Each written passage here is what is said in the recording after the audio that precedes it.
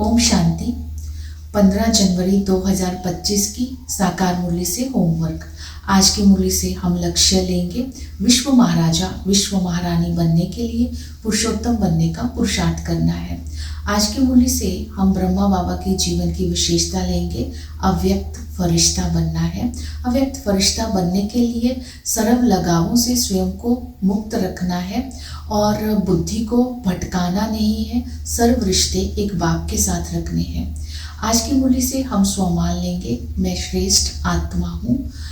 मन मना भव के मंत्र स्वरूप में स्थित होकर मन बुद्धि को व्यर्थ से मुक्त करके अपने श्रेष्ठ मनसा के द्वारा आत्माओं को साकाश देनी है।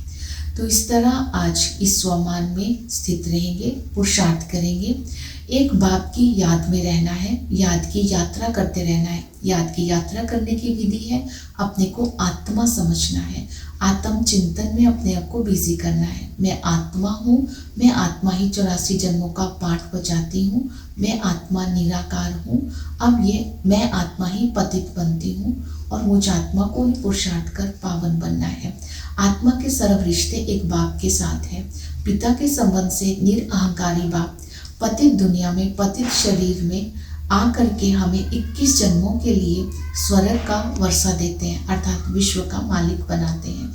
वही बाप हमें टीचर बन करके पढ़ाई पढ़ाते हैं, राजयोग सिखाते हैं, राजाओं का राजा बनाते हैं। इस पढ़ाई में एम ऑब्जेक्ट है महाराजा महारानी बनने की, नर से नारायण बनने की। इस पढ़ाई को मिस नहीं करना है, ये पढ़ाई रोज़ पढ़नी है। इस खुशी में रहना है कि स्वयं भगवान हमें पढ़ाते हैं। सतगुरु आकर के अंधों की लाठी बनते हैं, सुख का रास्ता बताते हैं, पतित से पावन बनाकर शिवालय में साथ ले जाते हैं। तो ऐसे सतगुरु की भी याद में रहना है और नॉलेजफुल बन करके रहना है। बाबा ने ड्रामा का नॉलेज दिया है, ये ड्रामा अनादि है। इस ड्रामा में हार और जीत का खेल है।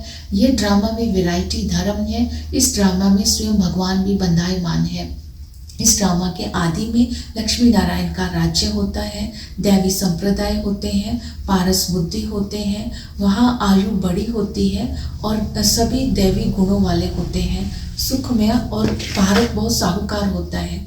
मध्य में जब आते हैं तो भारत भिखारी बन जाता है, आसुरी संप्रदाय हो जाती है, आसुरी गुणों वाले हो जाते हैं, जन्म लेते लेते नीचे उतरते जाते हैं, तमो प्रधान हो जाते हैं, पत्थर बुद्धि हो जाती है, अकाले मृत्यु शुरू हो जाती है। तो अंत में बाप आकर के पुरुषोत्तम संगम युग पर हमें पुरुषोत्तम बनाने का पुरुषार्थ कराते हैं, स्मृति दिलाते हैं। तुम ब्राह्मण सुदेवता बनते हो, तुम्हारे लिए ही आदि सनातन देवी देवता धर्म की स्थापना हो रही है। जब ब्राह्मण सतो प्रधान बन जाते हैं तो प्रकृति भी सतो प्रधान बन जाती है। तो हमें ये धारणा करनी है, किसी के साथ लगाव नहीं रखना है, अपने आप को मन बुद्धि को किसी भी प्रकार के लगाव से मुक्त रखना है, तब हम राज्य भाग्य लेने के लायक बन सकते हैं। दूसरा बाबा ने अटेंशन दिलवाया है कि अपने बुद्धि को बाप में लगाना है और सेवा में अपने आप को बिजी रखना है। जो बाबा सुनाते हैं वो सुनना है और पवित्रता की धारणा करनी है। सेवा के लिए बाबा ने कहा निरअहंकारी बन करके सेवा करनी है। सतयुग में क्या होता है और स्वर्ग और नरक में क्या अंतर है, आदि सनातन देवी देवता धर्म की बाप कैसे स्थापना करता है, बाप का परिचय भी देना है। ओम शांति।